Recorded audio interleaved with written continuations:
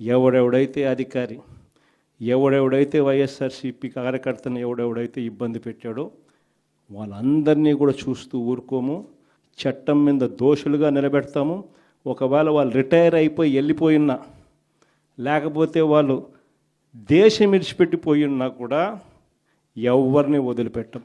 సప్త సముద్రాల అవతలున్నా కూడా అందరినీ కూడా పిలిపించే కార్యక్రమం చేస్తాం. పిలిపించిన తర్వాత సినిమా మామూలుగా ఉండదు. సినిమా మాత్రం అదో లెవెల్లో ఉంటుంది. సినిమా మాత్రం. చిత్తూరు జిల్లా కుప్పం నియోజకవర్గం నుంచి రామకుప్పం మండలానికి చెందిన ఎంపీటీసీలు, సత్యసాయి జిల్లా పెనుగొండ నియోజకవర్గం నుంచి రొద్దం మండలానికి చెందిన ఎంపీటీసీలు, మడకశిర నియోజకవర్గం మడకశిర మున్సిపాలిటీకి సంబంధించిన కౌన్సిలర్లు, అన్నమయ్య జిల్లా రాజంపేట మున్సిపాలిటీకి సంబంధించి అక్కడి నుంచి వచ్చిన కౌన్సిలర్లు, వీరితో పాటు ఈ ప్రాంతాలకు సంబంధించిన ముఖ్య నేతలందరికీ కూడా పేరు పేరున హృదయపూర్వకంగా నమస్కారాలు తెలియజేస్తా ఉన్నాను.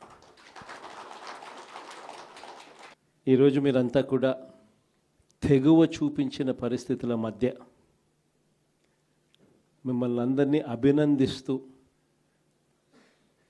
మీ అందరితో కూడా కాసేపు గడిపే కార్యక్రమం చేస్తూ ఉన్నాం. నిజంగా ఈరోజు రాష్ట్రంలో ఉన్న పరిస్థితులు ఎలా ఉన్నాయి అన్నది బహుశా నాకన్నా కూడా మీకే బాగా తెలుసు. రాష్ట్రంలో ఈరోజు విలువలు లేని, విశ్వసనీయత లేని, ప్రజాస్వామ్యాన్ని కూనీ చేస్తూ ఉన్న పరిస్థితుల మధ్య రాజకీయాలు జరుగుతూ ఉన్నాయి. ఇలాంటి చెడిపోయిన ఈ రాజకీయ వ్యవస్థలో తులసి ముక్కల్లా ఎంపీటీసీలమైన, జెడ్పీటీసీలమైన, కౌన్సిలర్లమైన అయ్యా చంద్రబాబు మమ్మల్ని చూసి నేర్చుకో రాజకీయాలు ఎలా చేయాలి అని చెప్పి తెగువ చూపించి రాజకీయాలకు అర్థం చెప్పి గట్టిగా నిలబడిన మీ అందరికీ కూడా మీ జగన్ హ్యాట్స్ ఆఫ్ చెప్తూ సెల్యూట్ చేస్తాను. కారణం ఏమిటంటే రాజకీయాలలో ఉన్నప్పుడు విలువలు ఉండాలి. రాజకీయాల్లో ఉన్నప్పుడు విశ్వసనీయత అన్న పదానికి అర్థం తెలిసి ఉండాలి. ఈ రెండింటికి కూడా అర్థం తెలియని వ్యక్తి ఎవరైనా ఈ రాష్ట్రంలో ఉన్నారు అని అంటే అన్ఫార్చునేట్గా అది ఈ రాష్ట్ర ముఖ్యమంత్రి అని చెప్పడానికి నిజంగా ఈ రాష్ట్ర పౌరుడిగా నేను తలదించుకోవాల్సిన పరిస్థితి. అంతగా దిగజార్చినడు ఈ పెద్ద మనిషి రాజకీయాలను. ఈరోజు రాజకీయాలలో ఇటువంటి దారుణమైన పరిస్థితులు కూడా చూడాల్సి వస్తుందని నేను ఎప్పుడు అనుకోలే. ఎందుకు ఈ మాట చెప్తా ఉన్నాను అని అంటే, ఒకసారి ఈ రామకుప్పానికి సంబంధించి చంద్రబాబు నాయుడు గారి సొంత నియోజకవర్గం, ఈ రామకుప్పానికి సంబంధించి ఎంపీటీసీకి సంబంధించిన ఒక కేస్ స్టడీ, ఒక ఎంపీపీ చనిపోయిన పరిస్థితుల మధ్య ఎన్నికలు జరుగుతూ ఉన్నాయి. 16కు సంబంధించిన ఎంపీటీసీలు వైఎస్ఆర్సీపీకి సంబంధించిన వాళ్ళే గెలిచారు. మరి ఇలాంటి చోట ఎందుకు చంద్రబాబు అనే వ్యక్తి పోటీ పెడతా ఉన్నాడు? గెలవడం అన్నదానికి మీనింగ్ ఎక్కడుంది? గెలవలేము అన్న సంగతి తెలుసు. గెలిచిన వాళ్ళందరూ కూడా, ఇక్కడ నుంచి గెలిచిన వాళ్ళందరూ కూడా వైఎస్ఆర్సీపీ టికెట్ మీద, ఆ బీఫామ్ మీద గెలిచిన వాళ్ళు. మళ్ళీ ఇలాంటి చోట 6 మందిని ఇక్కడి నుంచి లాక్కునే కార్యక్రమం చంద్రబాబు నాయుడు గారు దగ్గరుండి చేశారు. తర్వాత వైఎస్ఆర్సీపీ ఎంపీటీసీలు ప్రయాణం చేస్తూ ఉన్న, మిగిలిన ఎంపీటీసీలు ప్రయాణం చేస్తూ ఉన్న వాహనాన్ని దగ్గరుండి పోలీసుల చేత అడ్డుకున్నారు. హైకోర్టు ఆదేశాలతో భద్రత కల్పించాల్సిన పోలీసులు సాక్షాత్తుగా దగ్గరుండి చంద్రబాబు నాయుడు గారికి వాచ్మెన్ లాగా తయారయ్యారు. చివరికి కోరం లేకపోయినా కూడా 6 మంది సభ్యులు మాత్రమే చంద్రబాబు నాయుడు గారి ప్రలోభాలకు లొంగి అటువైపున వెళ్ళిన పరిస్థితుల మధ్య కూడా ఏకంగా డిక్లేర్ చేసుకున్నారు అధికారుల చేత. ఇలాంటి రాజకీయ వ్యవస్థతో మనం పోటీ చేస్తూ ఉన్నాం. సత్యసాయి జిల్లా పెనుగొండ నియోజకవర్గం రొద్దం మండలం, ఇక్కడ కూడా పరిస్థితి చూస్తే ఎలా ఉంది అంటే ఏకంగా 15 ఎంపీటీసీలకు 15 ఎంపీటీసీలు వైఎస్ఆర్సీపీనే గెలిచింది. మళ్ళీ ఇక్కడ పోటీ పెట్టే పరిస్థితి మామూలుగా ఎవరు చేయకూడదు. ఇక్కడ కూడా ఎంపీపీ చనిపోయిన పరిస్థితుల మధ్య ఇక్కడ ఎంపీపీని ఎన్నుకునే ఉప ఎన్నిక జరుగుతూ ఉంది. ఇక్కడ కూడా తారుమారు చేయడానికి చాలా కష్టపడ్డాడు. దగ్గరుండి చంద్రబాబు నాయుడు గారే తన కుప్పంలో ఇలాంటి దిక్కుమాలిన రాజకీయాలు తానే చేస్తూ రాష్ట్రంలో ఉన్న అన్ని ప్రాంతాలకు కూడా ఇదే మాదిరిగా మీరు కూడా రాజకీయాలు చేయండి అని చెప్పి తానే దిక్సూచిగా నిలుస్తూ తానే ఇలాంటి చెడిపోయిన రాజకీయాలను ప్రేరేపిస్తూ ఉన్నాడు. సత్యసాయి జిల్లా మడకశిర మున్సిపాలిటీ 20 మంది ఇక్కడి నుంచి కౌన్సిలర్లు, వైఎస్ఆర్సీపీకి సంబంధించి 15 మంది గెలిచారు. చంద్రబాబు నాయుడు గారికి సంబంధించి 5 మంది మాత్రమే గెలిచారు.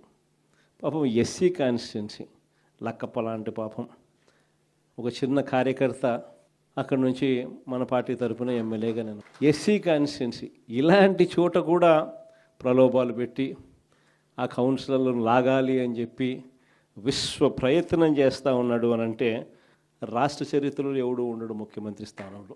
అయినా కూడా ఆ 15 మందిలో కూడా చాలామంది గట్టిగా నిలబడిన పరిస్థితులు, కొంతమందిని మాత్రం ప్రలోభాలకు అటువైపున వెళ్ళిన పరిస్థితుల మధ్య చూస్తూ ఉన్నాం.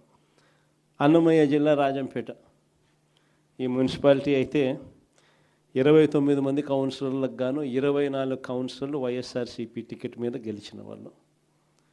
మరి 29లో 24 మంది వైఎస్ఆర్సీపీ టికెట్ మీద గెలిచిన పరిస్థితులు ఉన్నప్పుడు తెలుగుదేశం పార్టీకి సంబంధించి కేవలం 4 మాత్రమే గెలిచిన పరిస్థితులు రాజంపేటలో ఉన్నప్పుడు ఒకడు ఇండిపెండెంట్గా గెలిచారు. మరి సంఖ్యాబలం లేనప్పుడు ఇక్కడ చంద్రబాబు నాయుడు గారు ఎందుకు ఇలాంటి హేయమైన రాజకీయాలను ప్రేరేపిస్తున్నాడో ఎవరికీ తెలియదు. కానీ ఇక్కడ కూడా ఎంత కష్టపడినా కూడా ఒకడంటే ఒకడు కూడా పోని పరిస్థితిలో కూడా ఇక్కడ కూడా మన వాళ్ళు చాలా గట్టిగా కూడా నిలబడతా ఉన్నారు అని అంటే నిజంగా గొప్ప సంగతి. ఇక్కడ అందరికీ కూడా అభినందించాల్సిన అవసరం ఉంది. ఎందుకు ఈ విషయాలన్నీ చెప్తా ఉన్నానంటే నాయకుడు అనేవాడు ఎలా ఉండాలి అనేదానికి నిదర్శనం. మన ఎంపీటీసీలు ఎవరైతే ఇవాళ తెగో చూపుతూ ఉన్నారో విలువలకు విశ్వసనీయతకు గట్టిగా నిలబడి మేము ఎంపీటీసీలమైనా జెడ్పీటీసీలమైనా కౌన్సిలర్లమైనా అయ్యా చంద్రబాబు నీకన్నా పోలిస్తే మేము చాలా చిన్న పదవుల్లో ఉన్నవాళ్ళము, అయినా కూడా మాకు విలువలు ఉన్నాయి, విశ్వసనీయత ఉంది, రాజకీయాలకు అర్థం మేము చెప్తా ఉన్నాం, నిన్ను చూస్తే రాజకీయాలే సిగ్గుతో తలంచుకోవాల్సిన పరిస్థితిలో ఉన్నాయి, నువ్వు ముఖ్యమంత్రి స్థానంలో కూర్చున్నావు, తల దించుకో అయ్యా చంద్రబాబు అని చెప్పి ఇక్కడి నుంచి మన వాళ్ళు సంకేతం ఇస్తూ ఉన్నారు చంద్రబాబు నాయుడు గారు. ఎన్ని కష్టాలున్నా కూడా చిక్కటి చిరునవ్వుతోనే ఉన్నాం. చిక్కటి చిరునవ్వుతోనే ప్రజలకు చెప్పిన ప్రకారం మేనిఫెస్టోలో ఏదైతే మాట చెప్పామో ఆ చెప్పిన ప్రతి మాట కోవిడ్ లాంటి కష్టాలున్నా కూడా మీ జగన్ ఏ రోజు కూడా బటన్ నొక్కడంలో ఏ రోజు కూడా వెనకడుగు వేయలేదు. నేను ఒకటి చెప్తా ఉన్నా. ఈరోజు కార్యకర్తలు పడుతూ ఉన్న బాధలు నా కళ్ళతో నేను చూస్తూ ఉన్నా. కేవలం వైఎస్ఆర్ కాంగ్రెస్ పార్టీని ప్రేమించినందుకు, కేవలం జగన్ను సొంత కుటుంబ సభ్యుడిగా ఆప్యాయంగా ఆదరించినందుకు ఈరోజు వైఎస్ఆర్సీపీ కార్యకర్తలకు ఏదైతే ఇబ్బందులు పడుతూ ఉన్నారో ఆ బాధలు ఆ కష్టాలు స్వయంగా నేను చూశా కాబట్టి ఈరోజు చెప్తా ఉన్నా. ఇక నెక్స్ట్ వచ్చే జగన్ 2.0లో మాత్రం పరిస్థితి ఉండదు అని చెప్తాను. మొట్టమొదటి పీఠం కార్యకర్తకే వేస్తా, ఈ మాత్రం ఖచ్చితంగా చెప్తాను. ఈరోజు ఎవరెవరైతే పోలీసులు, ఎవరెవరైతే అధికారులు, ఎవరెవరైతే మిమ్మల్ని ఇబ్బందులు పెట్టారో అందరి పేర్లు నోట్ చేసుకోండి. నేను చెప్తా ఉన్నా, మీరు నోట్ చేసుకోండి.